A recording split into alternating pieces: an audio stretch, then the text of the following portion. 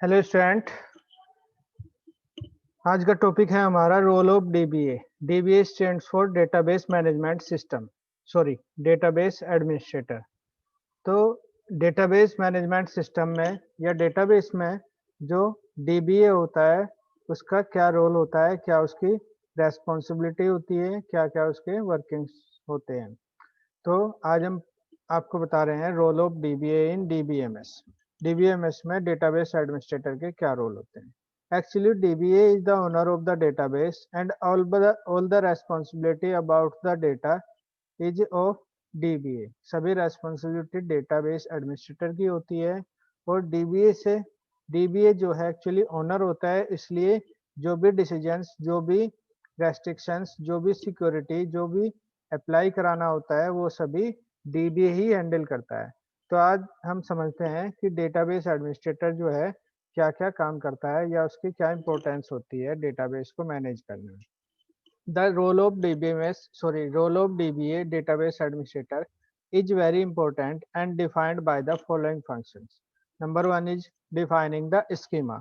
Schema जैसा कि आपको बता था, स्कीमा इज द डेफिनेशन या architecture of the three level of the DBMS. तीनों लेवल का जो स्ट्रक्चर है या डिजाइन है वो डीबीए के द्वारा ही डिफाइन किया जाता है। तो dBA defines the schema of database. Database का जो स्कीमा होता है वो डीबीए के द्वारा डिफाइन किया जाता है ना। जैसे कि मैंने बताया कि स्कीमा इज द स्ट्रक्चर या definition of three level of database. तीनों लेवल डेटाबेस के तीनों लेवल की जो डेफिनेशन है, स्ट्रक्चर है, वो क्या कहलाता है, हमारा स्कीमा कहलाता है। और तीनों लेवल को किस तरीके से डिजाइन करना है, क्या क्या रेस्ट्रिक्शंस उसमें अप्लाई करनी है, क्या क्या उसके back and front end use करने हैं, क्या क्या डेटा डिफाइन करना है हमें, ये सब डीबीए के द्वारा ही मैनेज किया जाता है।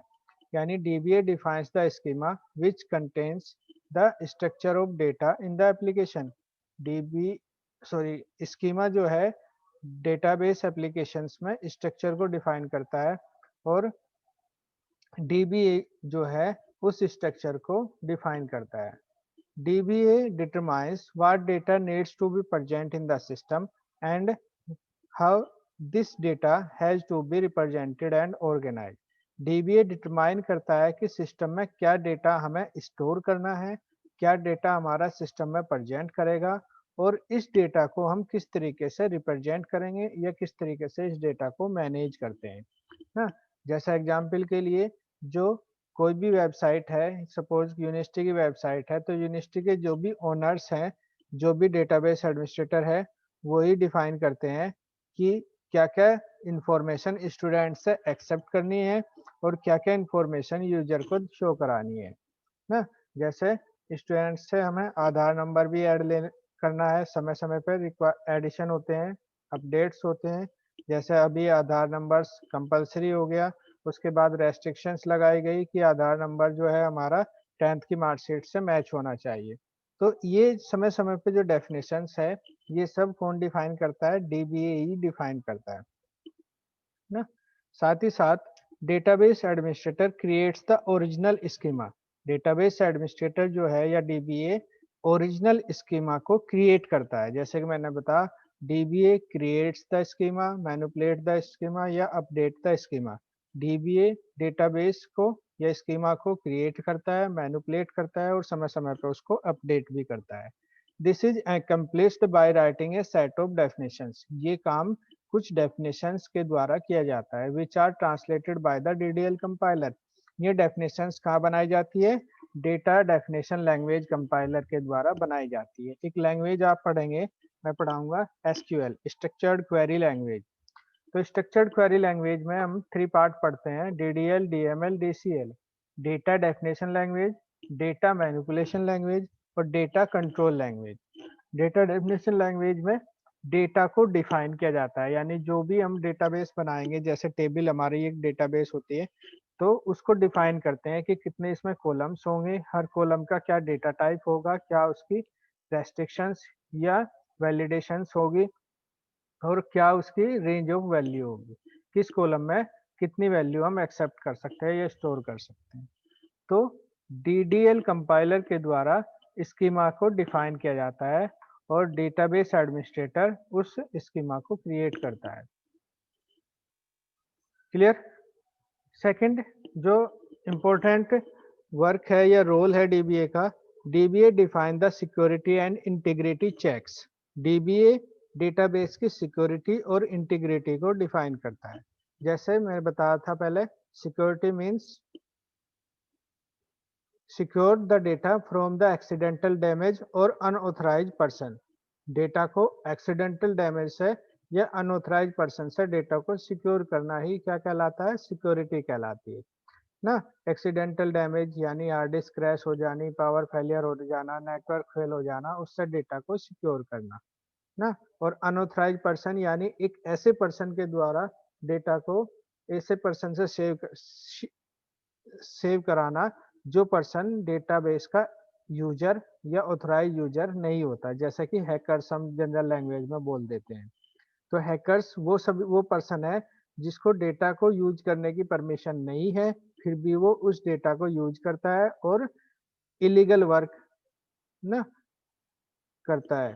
तो हैकर्स जो है हमारे डेटा को, जैसे बैंक डेटाबेस को चुरा लेता है या उसका मिसयूज करता है। Integrity checks, integrity checks actually वे कंडीशंस होती है जो डेटा को स्टोर करते समय या डेटा को रिट्रीव करते समय अप्लाई किए जाते हैं।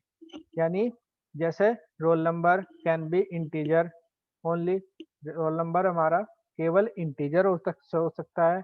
Name can be alphabet only, name में हम केवल अल्फाबेट स्टोर कर सकते हैं।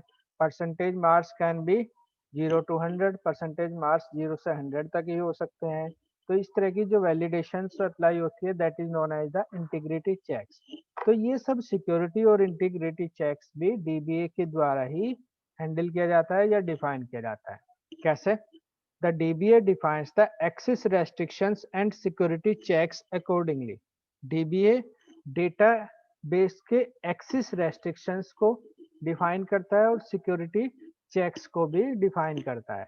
एक्सेस रेस्ट्रिक्शंस अभी बताया कि डेटा को हम किस तरीके से एक्सेस कर सकते हैं, क्या क्या उसमें रेस्ट्रिक्शंस होनी चाहिए ना। जैसे डेटा को एक्सेस करने से पहले हमें प्रॉपर आईडी पासवर्ड लेना चाहिए ना, प्रॉपर आइडेंटिटी वेरिफिकेशन होना चाहिए। जैसा आजकल बैंक्स ने क्या सिस्टम किया है, ओटीपी लगाया है कि ओटीपी जो है रजिस्टर्ड मोबाइल नंबर पर जाएगा, वो नंबर वेरीफाई होगा, ओटीपी यदि करेक्ट है इनकरेक्ट है तो वेरीफाई होगा पहले ना। अभी एक है ना, इस तरीके से जो भी एक्सेस रेस्ट्रिक्शंस डिफरेंट टाइप की आती है, तो कुछ पिक्चर्स या कुछ डिफरेंट टाइप के कोड्स आपको दिए जाते हैं, उन कोड्स को कंप्यूटर में फीड किया जाएगा, उसके बाद ही सिस्टम जो है डेटा को वेरीफाई करेगा और आपको या यूजर को डेटा अवेलेबल कराता है। तो ये सिक्योरिटी चेक्स और एक्सेस रेस्ट्रिक्शंस डीबीए ही डिफाइन करता है। Data integrity checks also defined by the database administrator. Data integrity checks द्वारा भी किसके द्वारा? डेटाबेस एडमिनिस्ट्रेटर के द्वारा ही हैंडल किए जाते हैं, क्रिएट किए जाते हैं। क्लियर? नेक्स्ट टॉपिक है, सॉरी नेक्स्ट पॉइंट है हमारा, define backup and recovery procedures. Backup students आपको समझाया कि बैकअप क्या होता है। Backup means create the duplicate copy of the data for the damage, sorry, to secure the data from the accidental damage। Database की एक डुप्लीकेट कॉपी क्रिएट करना जिससे कि यदि कभी फ्यूचर में हमारा डेटा जो है डैमेज होता है तो हम उस डुप्लीकेट कॉपी का यूज करें और उसको यूज करके हम अपने डेटा को लॉस होने से बचा दें ना। तो this is known as the backup. और रिकवरी का मीन्स क्या है कि यदि हमारा डेटा डैमेज हो जाता है, क्रैश हो जाता है, तो हम स्पेशल टेक्निक्स के द्वारा उस डेटा को रिकवर करते हैं। तो that is known as the recovery, है ना। जैसे कि यदि आपने कोई फाइल अपने सिस्टम से, मोबाइल सॉरी लैपटॉप से या उससे कहीं से भी डिलीट की है, तो वो फाइल पहले कहाँ जाती है? रिसाइकिल बिन में जाती है, या उसकी एक टेम्परेरी फाइल भी बनी हुई रहती है। यदि आपने ओरिजिनल फाइल डिलीट कर दी तो कुछ जितनी भी एप्लीकेशंस आप अपने लैपटॉप या कंप्यूटर में स्टोर करते हो या प्ले करते हो, तो उन सभी एप्लीकेशंस की या उन सभी फाइल्स की एक डुप्लीकेट या टेम्परेरी फाइल हमारी हिडन फाइल होती है वो स्टोर रहती है, विंडोज अपने डॉक्यूमेंटेशन में उसको स्टोर कर लेती है। तो जब कभी हम ओरिजिनल फाइल को डिलीट कर देते हैं या बाय मिस्टेक वो क्रैश हो जाती है, तो कुछ रिकवरी एप्लीकेशंस या सॉफ्टवेयर्स आते हैं। उन सॉफ्टवेयर के द्वारा टेम्परेरी फाइल को यूज करके हम उससे एक्चुअल फाइल को क्रिएट कर सकते हैं। तो this is known as the recovery operations या रिकवरी प्रोसीजर्स। तो जो बैकअप पॉलिसी है और रिकवरी प्रोसेस है, वो सब भी डीबीए ही मैनेज करता है, डीबीए ही डिफाइन करता है ना। यानी DBA also define the procedures for backup and recovery. DBA backup और रिकवरी के प्रोसीजर्स को भी डिफाइन करता है। Defining backup procedure includes specifying what data is to be backed up and also medium and storage space for the backup of data. यानी DBA define करता है कि डेटा का क्या पार्ट हमें बैकअप लेना है और इस बैकअप को कहाँ पे स्टोर करना है और किस मीडियम में इसको स्टोर करना है। जैसे जनरली व्हाट्सएप फेसबुक सभी यूज करते हैं, तो व्हाट्सएप में एक ऑप्शन है बैकअप का, सभी ने यूज किया होगा ना। तो बैकअप के ऑप्शन में हम अपने मोबाइल के क्या है, डीबीए है हमारा जो मोबाइल है, तो हम उसके एडमिनिस्ट्रेटर है। तो हम उसमें डिफाइन कर देते हैं, फिक्स कर देते हैं कि हमें बैकअप जो है कितने समय में लेना है। जैसे उसमें ऑप्शन होंगे डेली, वीकली, मंथली, नेवर। तो हमें डेली लेना है, आफ्टर 24 आवर्स हमारा बैकअप ऑटोमेटिकली वर्किंग में आ जाएगा। बैकअप स्टोर होता रहेगा हमारे क्लाउड पे यानी जीमेल पे ना। मंथ वीकली लेना है तो आफ्टर 7 डेज बैकअप क्रिएट होगा और क्लाउड पे स्टोर होगा। मंथली लेना है तो आफ्टर 1 मंथ हमारा जो बैकअप है वो क्रिएट होगा और क्लाउड पे स्टोर होता है ना। उसमें दूसरा ऑप्शन है what data is backed up. क्या डेटा हमें बैकअप करना है, मैसेज बैकअप करने हैं, पिक्चर्स यानी फोटोग्राफ, इमेज बैकअप करनी है, या वीडियो या ऑडियो भी बैकअप करनी है। तो ये ऑप्शन होता है, आप उसमें ऑप्शन में सेट कर देते हैं कि मुझे केवल टेक्स्ट मैसेज चाहिए बैकअप के लिए, मुझे पिक्चर्स भी चाहिए, या मुझे वीडियो भी चाहिए, ऑडियो वीडियो भी चाहिए। तो जो आप सेट करेंगे तो वो ही हमारा डेटा जो है बैकअप होगा। और पीरियोडिकली यानी किस तरीके से आप सेटअप कर रहे हैं उसको। यदि आप मंथली सेट करते हो, तो सपोज 1 मंथ का आपने बैकअप लिया है, पिछले लास्ट मंथ का बैकअप लिया है, तो इस मंथ जब आपका कभी फोन क्रैश हो जाता है या आपके मोबाइल में से आप डिलीट कर देते हो, तो आपका जो बैकअप मिलेगा वो लास्ट मंथ का बैकअप मिलेगा, करंट मंथ का कोई बैकअप आपको नहीं मिलेगा। सिमिलर यदि वीकली आपने सेट किया है, तो आपको बैकअप जो मिलेगा वो कब का मिलेगा, लास्ट वीक का मिलेगा ना। करंट वीक का बैकअप आपको नहीं मिलता। और यदि डेली बैकअप सेटअप किया है तो आपको ना यस्टरडे का बैकअप मिल जाता है और टुडे का बैकअप नहीं मिलता ना। तो यानी डीबीए जो है, dBA is responsible for data, sorry recovery of data. DBA responsible है कि डेटा को रिकवरी कैसे की जाएगी। इफ द सिस्टम फेल, यदि सिस्टम फेल होता है तो डेटा की रिकवरी किस तरीके से होती है। He is also responsible for making backup of data periodically to avoid much loss of data. वो रेस्पॉन्सिबल होता है, यानी डीबीए ही रेस्पॉन्सिबल होता है कि जो डेटा है वो पीरियडिकली किस तरीके से बैकअप लिया जाए जिससे कि कम से कम डेटा लॉस हो। जैसे कि मैंने बताया मंथली बैकअप सेट किया है तो 1 मंथ का लॉस होगा, वीकली सेटअप किया है तो 1 वीक का ही लॉस होगा, और यदि डेली बैकअप सेटअप किया है तो केवल 1 डे का ही डेटा हमारा लॉस होता है। तो इसलिए हम डेली बैकअप लेना जो है वो बेस्ट माना जाता है ना। तो defining the backup and recovery procedures, dBA define करता है कि किस समय कितना डेटा बैकअप करना है, कहाँ पे डेटा स्टोर करना है ना। और यदि सिस्टम फेल होता है तो बैकअप कॉपी से या टेम्परेरी फाइल से किस तरीके से हम सिस्टम को रिकवर करेंगे ना। तो ये सब टेक्निक्स भी डीबीए यानी डेटाबेस एडमिनिस्ट्रेटर ही हैंडल करेगा। फोर्थ पॉइंट है आपका monitoring the performance. Performance means जो सिस्टम की जो स्पीड है, वर्किंग स्पीड है, that is known as the performance. Actually performance जो है डिफरेंट टाइप के कंसेप्ट को यहाँ पे एक्सप्लेन करती है। सिस्टम का रेस्पॉन्स टाइम, सिस्टम का वेटिंग टाइम, सिस्टम का टर्न अराउंड टाइम या थ्रूपुट, ये सभी चीजें क्या आती है, परफॉर्मेंस को डिफाइन करती है ना। जैसे रेस्पॉन्स टाइम क्या है, जब आप सिस्टम में कोई भी कमांड देते हैं, सपोज आप वेबसाइट खोलना चाह रहे हैं, आपने www.ccsuniversity.ac.in साइट पर इनपुट की है किसी भी ब्राउजर में, और उस साइट को आपने जैसे ही एंटर किया तो कितने समय में ये हमारी साइट जो है ओपन हो जाती है, यानी फर्स्ट रेस्पॉन्स, फर्स्ट मैसेज हमारा कब आता है, that is the response time. Throughput यानी एक पर सेकंड में नंबर ऑफ प्रोसेस हमारे कंप्लीट होते हैं, that is as the response वो थ्रूपुट, यानी यदि 1 सेकंड में हमारे 5 प्रोसेस कंप्लीट होते हैं तो हमारा थ्रूपुट कहलाता है 5 प्रोसेस पर सेकंड, है ना। यानी number of process which are completed within a unit time, कितने प्रोसेस हमारे किसी पर्टिकुलर यूनिट समय में कंप्लीट होते हैं, that is known as the throughput. तो सपोज 1 सेकंड में 5 प्रोसेस कंप्लीट हो रहे हैं तो throughput is 5 process per second, और यदि 10 प्रोसेस कंप्लीट हो रहे हैं 1 सेकंड में तो throughput is 10 process per second.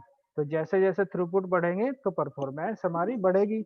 इसी तरीके से रेस्पॉन्स टाइम यदि कम हो रहा है तो भी परफॉर्मेंस बढ़ रही है। तो परफॉर्मेंस रिलेटेड जो डिसीजंस है वो भी डीबीए के द्वारा ही लिए जाते हैं। समय समय पर जैसे जैसे सिस्टम की जो परफॉर्मेंस है वो डाउन होती जाती है तो समय समय पर सिस्टम को अपग्रेड करने की रेस्पॉन्सिबिलिटी भी इसकी डीबीए की ही होती है। जैसे कि मैंने बताया कि जितनी भी नेटवर्क कंपनी है उनकी जो जैसे जैसे यूजर बढ़ेंगे, डिमांड बढ़ेगी, एप्लीकेशंस बढ़ेगी, तो परफॉर्मेंस ऑटोमेटिकली कम होती जाती है। एक समय में हमारे पास 4G आया था, बहुत अच्छी स्पीड थी ना, लेकिन अब 4G की जो स्पीड है वो सभी की एक कुछ प्रॉब्लम्स है कि स्पीड नहीं आ रही है। क्यों? क्योंकि यूजर्स जो है बढ़ गए हैं, नेटवर्क बढ़ गया है ना। तो जैसे जैसे यूजर बढ़ रहे हैं तो ऐसे ऐसे सिस्टम की जो परफॉर्मेंस है वो डाउन होती जा रही है। इसलिए जो डीबीए है यानी जो कंपनी के ओनर्स हैं, मालिक हैं, वो क्या कर रहे हैं, 5G ला रहे हैं, सिस्टम को अपग्रेड कर रहे हैं, नई टेक्नोलॉजी के हार्डवेयर और सॉफ्टवेयर उसमें इंस्टॉल कर रहे हैं, जिससे कि सिस्टम की जो परफॉर्मेंस है यानी नेटवर्किंग स्पीड है वो बढ़ जाए। सिमिलर आपके पास जो लैपटॉप है पुराना हो गया, उसकी स्पीड कम आ गई क्योंकि नई एप्लीकेशन आपने इंस्टॉल कर लिया है, विंडो 7 थी अब विंडो 10 आपने इंस्टॉल की है ना। तो इसलिए विंडो 10 जब यूज करेंगे तो पुराने जो हार्डवेयर हैं उन पे स्पीड जो है वो डाउन हो जाएगी।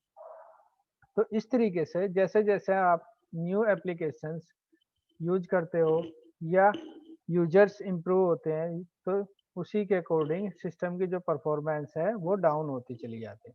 तो समय समय पे परफॉर्मेंस को इम्प्रूव करना ही किस डीबीए की रेस्पॉन्सिबिलिटी होती है ना। तो DBA has to continuously monitor the performance of the query and taking action to optimize all the query in the application. यानी डीबीए कंटिन्यूअसली मॉनिटर करता है कि जो सिस्टम की जो परफॉर्मेंस है वो क्वेरी के अकॉर्डिंग है नहीं। क्वेरी मीन्स जो भी आप क्वेरी कर रहे हैं वो कितनी फास्ट स्पीड से हमें क्वेरी मिल रही है और सभी क्वेरी हमारी सही तरीके से फास्टली सोल्व हो रही है या नहीं हो रही है। तो ये भी डीबीए जो है वो कंटिन्यूअसली मॉनिटर करता रहता है।